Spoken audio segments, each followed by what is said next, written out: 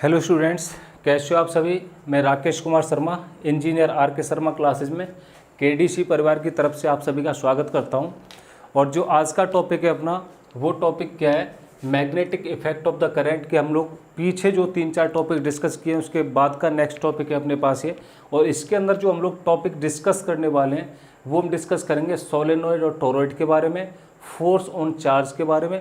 अगर किसी भी चार्ज को मैग्नेटिक फील्ड के अंदर रख देते हैं तो उसके ऊपर कितना फोर्स काम करेगा उसके बारे में डिस्कस करेंगे। लॉरेंस फोर्स के बारे में पढ़ेंगे, साइक्लोट्रॉन के बारे में पढ़ेंगे, force on current carrying conductor के बारे में हम लोग स्टडी करेंगे। Force on two moving charge हैं, v वेलोसिटी से v1 v2 वेलोसिटी से दो चार्ज मूव कर रहे हैं तो दोनों के बीच में आपस में कितना फोर्स लग रहा होगा उसके बारे में हम लोग पढ़ेंगे।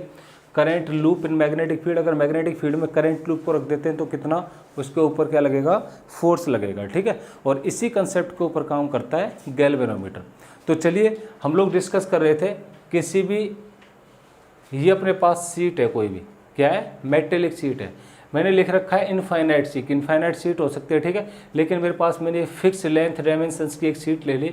यहाँ से करंट पास होगा, क्या करेंगे, यहाँ से ये करंट पास हो रहा होगा और दूसरे एंड पर करंट निकल रहा होगा। तो इसके द्वारा जो मैग्नेटिक फील्ड जनरेट होगा, मैग्नेटिक फील्ड बताओ। तो देखिए जो सीट है अपने पास, सीट क्या है, रेगुलर है, सिमेट्रिक है। कैसी है, सिमेट्रिक है और रेगुलर है। मैंने आपको कहा था जो भी रेगुलर शेप होता है फिर सिमेट्रिक करंट फ्लो होता है, उसमें हम किसको यूज करते हैं, बायोट सावर्ट साहब के लॉ को यूज करते हैं। किसका यूज करते हैं, बायोट सावर्ट लॉ को यूज करते हैं। तो according to Biot Savart law B dot D L is equal to में mu naught I, line integral of any current is equal to में बी, मैग्नेटिक फील्ड अपने को देखा mu times of the I के बराबर होता है। तो ये लाइन इंटीग्रल है अपने पास, क्या है, लाइन इंटीग्रल। यहाँ पर एरिया होता तो क्या हो जाता, मेरे पास क्लोज इंटीग्रल होता। अब देखो बी को बाहर निकाल लेता हूँ, लाइन इंटीग्रल, तो इसका इंटीग्रेशन होगा म्यू नॉट आई। ये मैंने लेंथ 2L लिखी हुई है। 2L लेंथ क्यों लिखी हुई है, देखिए क्या होगा, मान लेता हूँ ये मेरे पास कोई भी सीट है, क्या है, ये मेरे पास कोई भी सीट है। अब इस सीट में करंट फ्लो कर रहा होगा, क्या कर रहा होगा, इस सीट के अंदर से करंट फ्लो कर रहा होगा। तो देखिए करंट फ्लो कर रहा होगा तो इस एंड से करंट फ्लो करेगा तो करंट ऐसे करके जाएगा। ये जो लेंथ है मेरे पास और ये लेंथ है तो करंट की सेम डायरेक्शन में होगी। किस में होगी, सेम डायरेक्शन में होगी। तो इसके अंदर से तो मैं कंसीडर नहीं करूँगा, एक तो ये लेंथ कंसीडर, परपेंडिकुलर वाली कंसीडर करते हैं हमेशा। कैसी कंसीडर करते हैं, परपेंडिकुलर वाली कंसीडर करेंगे। तो यहाँ से जब करंट ऐसे करके जाएगा तो एक तो मेरे पास ये लेंथ हो जाएगी और एक जहाँ से एग्जिट करेगा ये वाली लेंथ हो जाएगी। यहाँ से करंट आया होगा तो ये वाली लेंथ हो गई, एक ये वाली लेंथ, ये तो सेम डायरेक्शन में हो गया। तो सेम डायरेक्शन में करंट होगा तो यहाँ से मैग्नेटिक फील्ड की बात करेंगे ही नहीं। तो जो अपने पास दो थी, इसके और इसके द्वारा तो जीरो हो गया, लेंथ डबल हो गई। एक तो लेंथ ये और एक लेंथ कौन सी हो जाएगी, जहाँ से करंट एग्जिट करेगा। तो इनपुट वाली लेंथ हो गई मेरे पास, एक लेंथ कौन सी हो जाएगी, एक लेंथ हो जाएगी ये और दूसरी लेंथ हो जाएगी ये। तो टोटल लेंथ क्या हो गई, 2L हो गई। 2L को मैं नीचे ले जाऊँगा, कर मैग्नेटिक फील्ड मेरे को चाहिए, चार्ज या फिर करंट पर यूनिट लेंथ को मैं जे से रिप्रेजेंट कर दूंगा। जे क्या है मेरे पास, करंट डेंसिटी है, क्या है, करंट डेंसिटी है। और करंट डेंसिटी हम लोग लेंथ के केस में करंट पर यूनिट लेंथ को बोलेंगे, क्या बोलेंगे, करंट पर यूनिट लेंथ मैंने लिख रखा है, या फिर इसको क्या बोलेंगे हम लोग, करंट डेंसिटी बोलेंगे। क्या बोलेंगे, करंट डेंसिटी बोलेंगे। वन डायमेंशन में लेंथ लेते हैं और अगर अपने पास 2D में होता तो करंट डेंसिटी क्या होता, करंट पर यूनिट एरिया, क्या हो जाता, एरिया। लेकिन यहाँ पर 1D की बात करेंगे तो करंट पर यूनिट लेंथ। तो इसको रिप्रेजेंट करके जे लिख देता हूँ, it is the required mathematical expression for the magnetic field by the infinite current carrying seat. ये मेरे पास इनफाइनाइट करंट कैरिंग सीट है, इसके द्वारा जो करंट जाएगा उसके द्वारा जो मैग्नेटिक फील्ड जनरेट होगा उसका मैथमेटिकल एक्सप्रेशन ये होता है। तो म्यू नॉट की वैल्यू सबको पता होती है, क्या होती है म्यू नॉट की वैल्यू, mu naught is equal to में 4 पाई इंटू में 10⁻⁻⁷ सबको पता है। जे की वैल्यू अगर देखेंगे तो लेंथ ले लेंगे, अपने पास करंट देख लेंगे, करंट कितना पास हो रहा है और लेंथ ले लेंगे, ठीक है, पर यूनिट लेंथ कितना करंट पास होगा, जे की वैल्यू आ जाएगी। 2 अपने पास न्यूमर वैल्यू है। तो यहाँ से क्या कर लेंगे, क्वेश्चन को सॉल्व कर लेंगे। पिछले सितंबर 2019 में, अगस्त सितंबर में जो एग्जामर हुआ था उस एग्जाम में एयरफोर्स में आया हुआ क्वेश्चन है, ठीक है, नेवी में भी क्वेश्चन इस टाइप का आया हुआ है और एयरफोर्स में डिक्टो एक्सप्रेशन ऑप्शन में दिया हुआ था कि किसी भी सीट के द्वारा कितना करंट प्रोड्यूस हो, कितना मैग्नेटिक फील्ड प्रोड्यूस होगा, ये मैग्नेटिक फील्ड प्रोड्यूस होगा, ठीक है। जिन बच्चों ने दिया होगा पेपर उन्होंने देखा होगा और उनको याद भी आ रहा होगा, ठीक है। डिक्टो ऐसी एक्सप्रेशन अपने को पूछा गया। तो ये क्वेश्चन सॉल्व कर लेंगे। नेक्स्ट हम सोलेनॉइड और टोरॉइड की बात करेंगे। Solenoid, toroid. देखिए मैं यहाँ पर आपको डिराइव नहीं करूँगा, बस मैथमेटिकल एक्सप्रेशन बताऊँगा और आपको एग्जाम में यूज़ कैसे करना है वो अप्रोच बताऊँगा, ठीक है। तो देखिए सोलेनॉइड और टोरॉइड की बात करते हैं, इनके द्वारा मैग्नेटिक फील्ड कितना होगा, सोलेनॉइड और टोरॉइड के द्वारा। तो नेक्स्ट हेडिंग लिख लीजिए, सोलेनॉइड एंड टोरॉइड। क्या लिख लो, सोलेनॉइड एंड टोरॉइड। सोलेनॉइड क्या होता है, एक स्प्रिंग टाइप का स्ट्रक्चर होता है। कैसा होता है, स्प्रिंग टाइप का स्ट्रक्चर होता है, ऐसे करके स्ट्रक्चर होगा, ठीक है। इस स्ट्रक्चर को क्या बोलेंगे हम लोग, सोलेनॉइड बोलेंगे, ठीक है। मैंने क्या किया, इस सोलेनॉइड के इस एंड को पकड़ा और इस एंड को पकड़ा और दोनों को ऐसे करके मिला दिया तो ऐसे करके सर्कुलर फॉर्म में बनेगा, मिला दिया और सर्कुलर फॉर्म में बनेगा तो स्ट्रक्चर क्या बन जाएगा मेरे पास स्ट्रक्चर बन जाएगा इस टाइप से। This structure is called toroid. क्या बोलेंगे इसको, टोरॉइड बोलेंगे। तो एंडलेस सोलेनॉइड, अगर कोई टोरॉइड की डेफिनेशन अपने को पूछता है जी टोरॉइड क्या होता है, तो आप लोग बता दोगे, ये इसका क्या हो जाएगा, सेंटर हो जाएगा। तो टोरॉइड क्या होता है, toroid is the endless solenoid. ये क्या हो गया, टोरॉइड, और ये सिस्टम क्या है अपने पास, सोलेनॉइड। और टोरॉइड क्या होता है, endless solenoid, endless solenoid. Clear है सभी को। अब देखिए मैं सोलेनॉइड की बात करूंगा पहले। इसके अंदर से मैंने क्या कर दिया, कोई भी करंट पास करा दिया। क्या करा दिया, सोलेनॉइड के अंदर से कोई भी करंट पास करा दिया, एसी करंट, ठीक है। वैसे तो डीसी करंट पास कराते थे क्योंकि एसी को ये ब्लॉक कर देता है। तो मान लेते हैं यहाँ पर कोई भी मैंने करंट पास करा दिया, ठीक है, यहाँ से। तो इस करंट का वोल्टेज वी रहा होगा मेरे पास, ठीक है, ये पास करा दी। जब इसके अंदर से ऐसे करके करंट पास होगा तो एक कॉइल होती है, किसी भी कॉइल से करंट पास होगा। मैंने आपको पिछली वाली क्लास में बताया था, कोई भी अपने पास, मेरे पास ऐसे करके सर्कल है, इस सर्कुलर पार्ट के अंदर से करंट पास होगा तो इसके सेंटर पर एक मैग्नेटिक फील्ड बनता है। और मैग्नेटिक फील्ड क्या बनता था, mu naught I by 2r। आपको याद आ रहा होगा पिछली क्लास का, क्या बनता था, mu naught I by 2r। तो जो कॉइल है अपने पास, ये भी तो एक सर्कल है, क्या है, ये भी एक सर्कल है। तो ये बहुत सारे सर्कल हो गए। तो इन बहुत सारे सर्कल के द्वारा इसका जो सेंटर होगा, एक्सिस होगा सोलेनॉइड का, इस एक्सिस पर क्या बन रहा होगा, कुछ ना कुछ मैग्नेटिक फील्ड हो रहा होगा। इसके अंदर क्या हो रहा होगा, कुछ ना कुछ मैग्नेटिक फील्ड जनरेट हो रहा होगा। उस मैग्नेटिक फील्ड की वैल्यू अपने को कैलकुलेट करनी है। तो मैग्नेटिक फील्ड की वैल्यू कैलकुलेट करने के लिए क्या चाहिए अपने को, पहले मान लेते हैं इसके अंदर इसकी लेंथ क्या रही होगी, एल रही होगी। एन मान लेते हैं नंबर ऑफ टर्न, क्या मान लेते हैं, नंबर ऑफ टर्न। 1 2 3 4 5 ऐसे करके रहेंगे तो नंबर ऑफ टर्न एन मान लिए, ठीक है, क्या मान लिए, एन। तो मैग्नेटिक फील्ड की वैल्यू जो मैं आपको बताने जा रहा हूँ यहाँ पर, वो magnetic field at centre, central line है अपने पास। इस सेंट्रल लाइन में इनसाइड की बात करेंगे तो क्या होगा, magnetic field mu naught N I के बराबर रहेगा। किसके बराबर रहेगा, म्यू नॉट एन आई के बराबर रहेगा। तो म्यू नॉट का मैथमेटिकल एक्सप्रेशन सबको पता है, क्या होगा, एन क्या हो गया मेरे पास, small N is equal to में number of turn per unit length. ये पर यूनिट लेंथ कितने नंबर ऑफ टर्न, इसको क्या बोलेंगे हम लोग, स्मॉल एन बोलेंगे। करंट क्या हो गया अपने पास, the magnitude of the current flowing in the solenoid, ये हो गया मेरे पास। लेकिन आपको दूसरा क्वेश्चन एक और पूछा जाता है कि हम लोग एक एंड की बात करते हैं, किसकी, एक एंड की। इस एंड पर मैग्नेटिक फील्ड क्या होगा, मैग्नेटिक फील्ड एंड पर कैलकुलेट करना है। ये पेपर में आया हुआ क्वेश्चन है, ठीक है।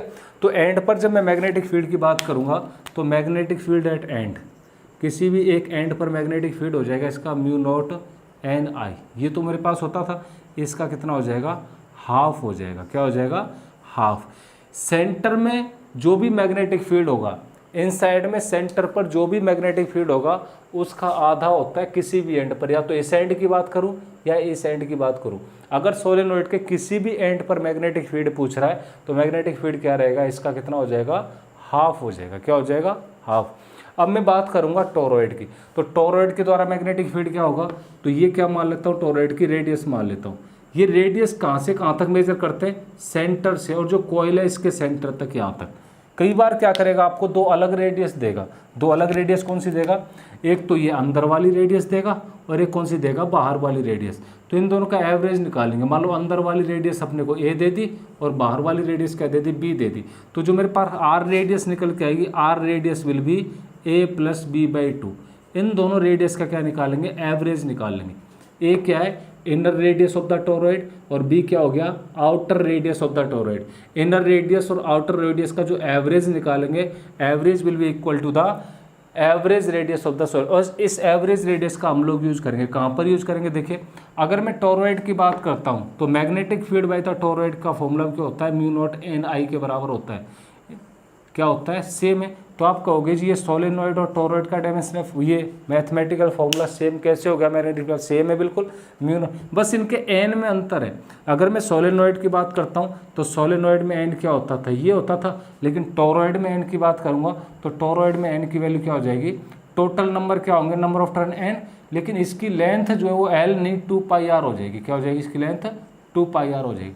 तो यहाँ पर जो मैं एन की वैल्यू उठा के रखूँगा वो 2 पाई आर रखूँगा, और यहाँ पर एन की वैल्यू उठा के रखूँगा, क्या रखूँगा, number of turn per unit length, और यहाँ पर number of turn per unit length क्या हो जाएगी, 2 pi R. The circumference of the toroid, toroid की क्या हो जाएगी, सर्कमफेरेंस हो जाएगी।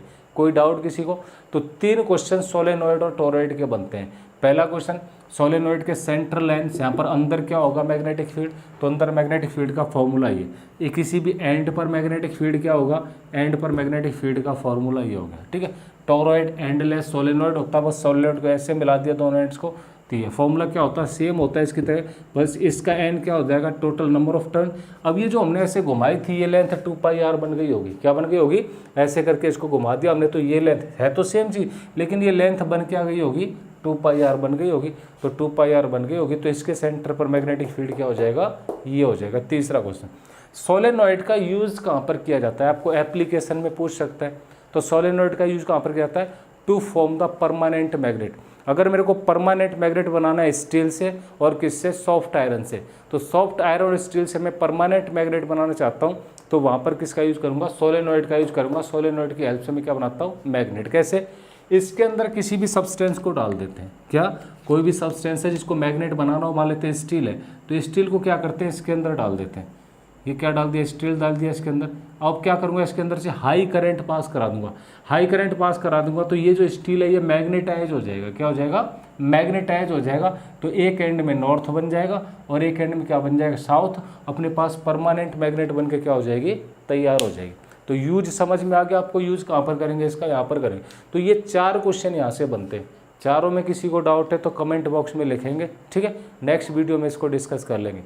अभी नेक्स्ट टॉपिक की बात करते हैं। अगला टॉपिक क्या है, अगला टॉपिक अपने पास force on charge particle in magnetic field.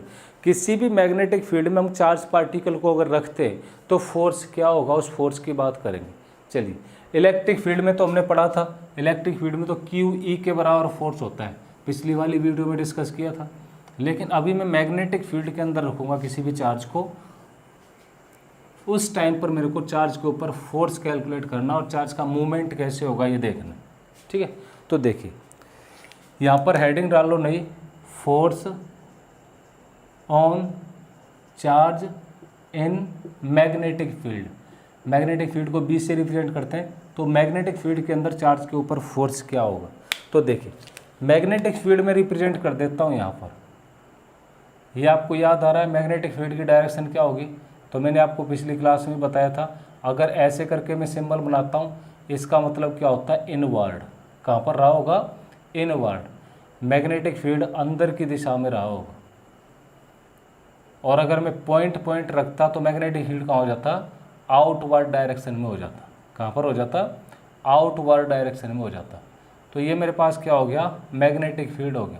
और मैग्नेटिक फील्ड की डायरेक्शन क्या है, इनवर्ड। ये मैग्नेटिक फील्ड हो गया और क्या डायरेक्शन होगी इसकी, इनवर्ड होगी। किसी को कोई डाउट, कोई डाउट नहीं। इसके अंदर मैं अपने चार्ज को रखता हूँ, क्या करता हूँ, इसके अंदर चार्ज को रखता हूँ, ठीक है। तो चार्ज मूव कैसे करेगा या फिर चार्ज के ऊपर फोर्स क्या लगेगा, वो फोर्स देखते हैं। देखिए मेरे पास कोई भी चार्ज है, कोई भी चार्ज है, और वो चार्ज क्या किया, ये मेरे पास चार्ज है Q चार्ज, क्या है, Q चार्ज है। और Q चार्ज V की वेलोसिटी के इसके अंदर मूव कर गया। v की वेलोसिटी से इसके अंदर एंटर कर गया, तो इसके ऊपर फोर्स कितना लगेगा, फोर्स बताना है। तो यहाँ पर मैं लिख देता हूँ force on charge will be, force is equal to में Q V B sine theta, क्या हो गया क्यू वी बी साइन, या फिर क्यू वी क्रॉस बी, क्या हो गया V cross B, velocity vector हो रही है, इसको हम लिख सकते हैं Q V B sine theta. A cross B को क्या लिखते हैं, तो हम लोग ए बी साइन थीटा लिख सकते थे। वी क्या हो गया, जिस वेलोसिटी से क्या होगा, बी क्या हो गया मैग्नेटिक फील्ड, और sine theta is the angle between V and B. Cross product किस किस के बीच का है, वी और बी के बीच का है, तो साइन थीटा वी और बी के बीच का क्या हो जाएगा एंगल। मान लेते हैं वेलोसिटी ऐसे गई होगी और मैग्नेटिक फील्ड है ऐसे, तो इन दोनों के बीच का जो एंगल होगा वो क्या हो जाएगा साइन थीटा हो जाएगा। तो मान लेता हूँ मैं रिप्रेजेंट कर देता हूँ यहाँ पर, अब मैं अंदर तो रिप्रेजेंट नहीं कर सकता, तो अंदर की तरफ को ऐसे बना देता हूँ मैग्नेटिक फील्ड ये, ठीक है, तो इनके बीच में क्या हो जाएगा थीटा हो जाएगा, ठीक है, या फिर ऐसे बना दो, कैसे ही बना दो एज यू विश, तो ये क्या हो जाएगा थीटा हो जाएगा। ये इसके अंदर क्या हो गया, चार्ज के ऊपर फोर्स हो गया क्यू वी बी, चार्ज की वैल्यू मेरे को पता होगी, वेलोसिटी मेरे को पता होगी, ये सब कुछ पता होगा। तो फोर्स किधर लगेगा, फोर्स की डायरेक्शन कैसे निकालते हैं, तो फोर्स की डायरेक्शन निकालने के लिए हम लोग फ्लेमिंग्स लेफ्ट हैंड रूल का यूज करेंगे। किसका, फ्लेमिंग्स लेफ्ट हैंड का। तो यहाँ पर लिख लो, अगर मेरे को फोर्स की क्या बतानी है, डायरेक्शन बतानी है, क्या बतानी है, फोर्स लग रहा होगा तो डायरेक्शन बतानी है मेरे को फोर्स की, तो किसका यूज करेंगे, Fleming's left hand rule, Fleming's left hand rule का यूज करेंगे। फ्लेमिंग्स लेफ्ट हैंड रूल क्या कहता है, ये फ्लेमिंग्स लेफ्ट रूल आप याद रखेंगे, father mother child, F for force, M for magnetic field, C for current, ये तीनों एक दूसरे के म्यूचुअली परपेंडिकुलर रहेंगे। क्या रहेंगे, एक दूसरे के म्यूचुअली परपेंडिकुलर रहेंगे, एक दूसरे के परपेंडिकुलर। ये तो फोर्स को रिप्रेजेंट करेगा, फर्स्ट फिंगर रिप्रेजेंट करेगी मैग्नेटिक फील्ड को, और मिडल फिंगर रिप्रेजेंट करेगी किसको, करंट को। तो देखिए ये करंट होता है मेरे पास, करंट चार्ज के अपोजिट डायरेक्शन में जाता है। मान लेते हैं चार्ज ऐसे जा रहा है, तो करंट ऐसे जा रहा होगा, तो करंट की डायरेक्शन ऐसे रिप्रेजेंट कर लेंगे। ये किसको, मैग्नेटिक फील्ड को, मैग्नेटिक फील्ड की डायरेक्शन अंदर रही होगी। जब करंट मैग्नेटिक फील्ड की डायरेक्शन अंदर रही होगी और करंट ऐसे, तो फोर्स कहाँ लग रहा होगा, नीचे लग रहा होगा, डाउनवर्ड डायरेक्शन में। निकाल सकते हैं इसको। चलिए करंट में और डिस्कस बताऊँगा, जब हम करंट कैरिंग वायर को रखेंगे तो और डिटेल से इसको बताऊँगा मैं आपको कैसे लगेगा। चलिए अब आपको पाथ देखना है, पाथ कैसे मूव करेगा, ठीक है।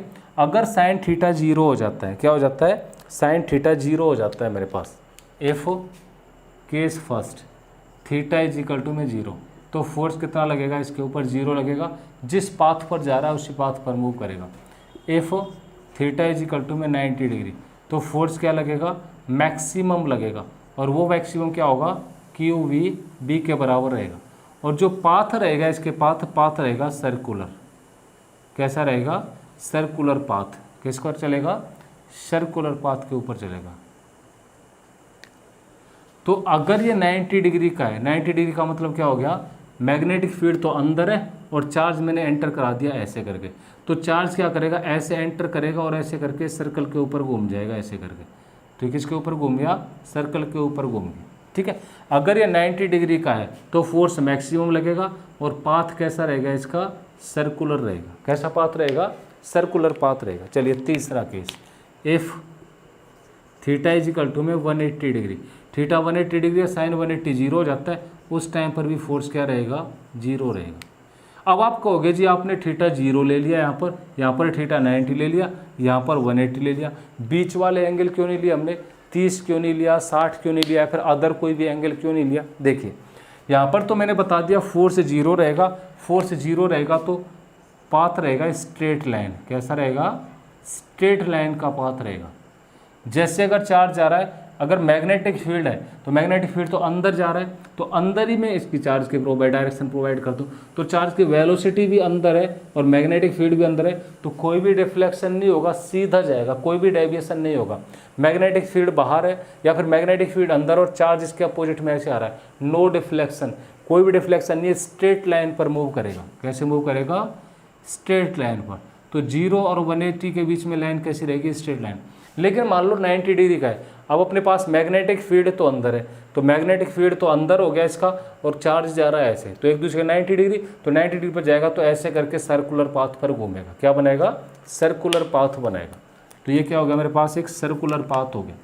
अब सर्कुलर पाथ तो आ गया, अब यहाँ से क्वेश्चन बनने शुरू होते हैं। क्वेश्चन बनने कैसे शुरू होंगे जी, सर्कुलर पाथ की रेडियस बता दो कितनी है, क्या है, रेडियस बता दो कितनी है, इस सर्कुलर पाथ का टाइम बता दो किसने है जी, एंगुलर वेलोसिटी बता दो कितनी है, क्या है, एंगुलर वेलोसिटी कितनी रहेगी, फ्रीक्वेंसी बता दो चार्ज की, 1 सेकंड में कितनी बार घूम रहा होगा। तो इस टाइप के क्वेश्चन आपसे पूछे जाएंगे, ठीक है। तो इस टाइप के क्वेश्चन को सॉल्व करने के लिए मैं क्या करूँगा, देखिए, अच्छा बीच वाला एंगल और ले लेते हैं, एंगल बीच वाला ले लेते हैं। चलिए मैं यहाँ पर लिख लेता हूँ, इफ एंगल इज एक्सेप्ट, यहाँ पर चौथा केस और ले लेता हूँ, थीटा, इफ थीटा बराबर में कुछ भी होगा अपने पास, एक्सेप्ट किसको छोड़ के, 0, 90 और 180, इन तीन को छोड़ के कुछ भी एंगल होगा, तो जो पाथ हो जाएगा मेरे पास वो पाथ हो जाएगा हेलिकल। किस पाथ पर मूव करेगा, हेलिकल पाथ पर मूव करेगा। इसको हेलिक्स भी बोलते हैं, क्या बोलते हैं, हेलिक्स बोलते हैं। तो पहले में तो स्ट्रेट लाइन था, दूसरे में 90 पर सर्कुलर पाथ, तीसरे में 180 पर ये, चौथे में अगर एंगल मेरे पास कुछ भी हो जाता है, एंगल कुछ भी हो जाता है, 0 नहीं होना चाहिए, 90 नहीं होना चाहिए और कितना होना चाहिए, 180 डिग्री नहीं होना चाहिए, ठीक है। इनको छोड़ के कुछ भी हो जाएगा तो पाथ कैसा हो जाएगा, हेलिकल। अब ये हेलिकल पाथ कैसे होता है, देखिए मैंने कहा अगर पार्टिकल गया होगा और पार्टिकल थीटा डिग्री पर एंटर कर गया, इसमें किस पर, थीटा डिग्री पर एंटर कर गया। अब ये थीटा डिग्री पर एंटर कर गया इसके अंदर, तो ऐसे करके पाथ मूव करेगा, चार्ज कैसे मूव करेगा, ऐसे करके मूव करेगा इसके अंदर, ठीक है।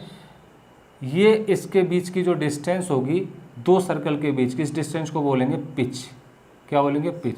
तो आपको पूछ सकता है जी पिच क्या होता है, पिच बता दो, क्या पूछ सकता है, पिच क्या होता है, पिच बता दो, ये भी निकालेंगे।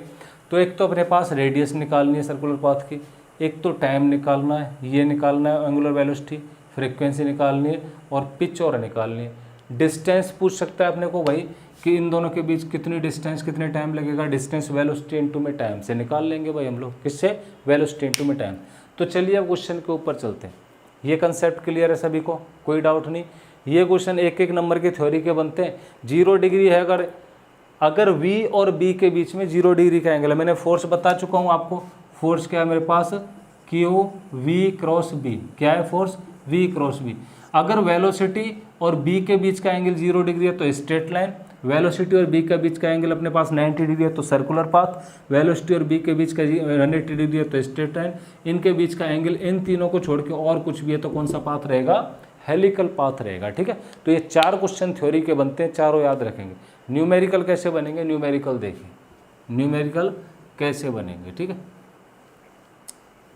देखिए इसको मैं रफ कर देता हूँ, दोबारा सिर्फ डायरेक्शन ड्रॉ करूँगा, सिर्फ क्या करूँगा, डायरेक्शन ड्रॉ करूँगा। तो मैंने क्या बताया, मैग्नेटिक फील्ड कहाँ है, अंदर है, मैग्नेटिक फील्ड की डायरेक्शन क्या होगी, अंदर होगी।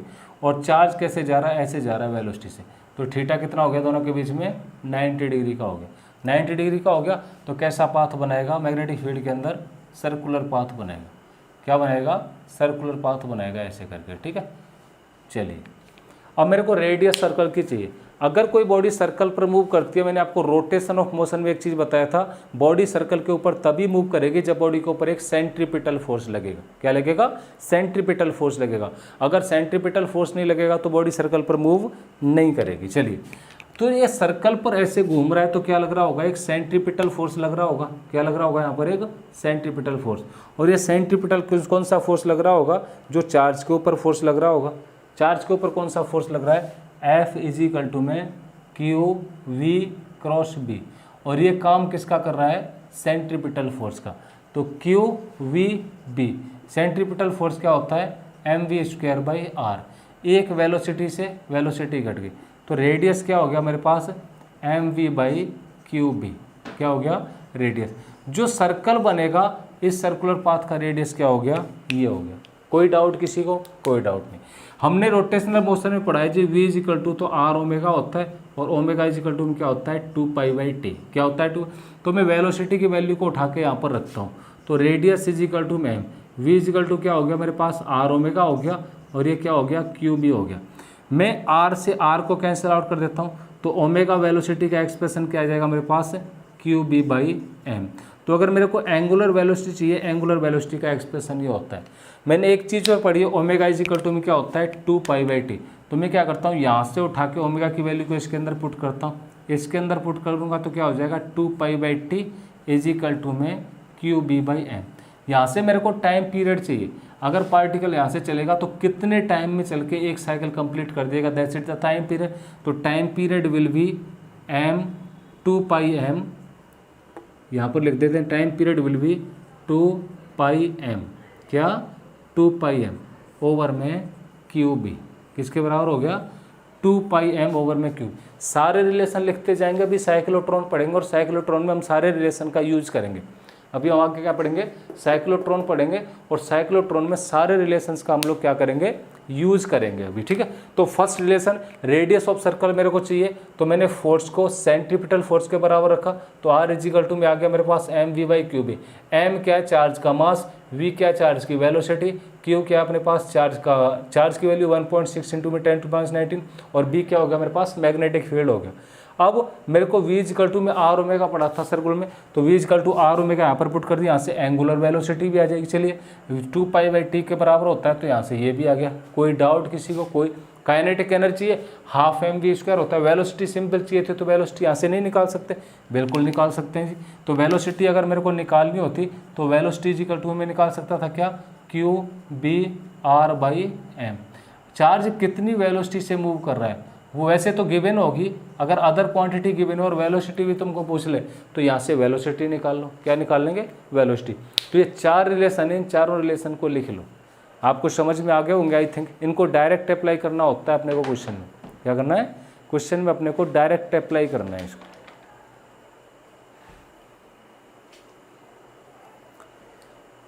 चारों रिलेशन समझ में आ गए। रेडियस ऑफ हेलिकल पाथ पहला क्वेश्चन पेपर में आता है। सेकंड पिच की बात करते हैं, और पिच, ठीक है। चलिए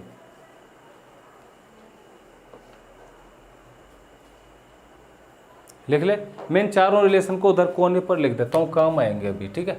तो मैंने क्या लिखा, रेडियस इज इक्वल टू में mv/qb, दिखाई दे रहा है सभी को, वहाँ पर दिखाई दे रहा है mv/qb। एक second, radius is equal to में mv/qb, ठीक है, दिखाई दे रहा है सभी को। यहाँ पर लिख देता हूँ और यहाँ पर लिख देता हूँ मैं time period is equal to में क्या आ गया मेरे पास 2πm/qb। ये टाइम पीरियड आ गया और वेलोसिटी वगैरह तो निकाल ही लेंगे, ठीक है। दो रिलेशन, इनको मैंने क्यों लिखा है देखिए।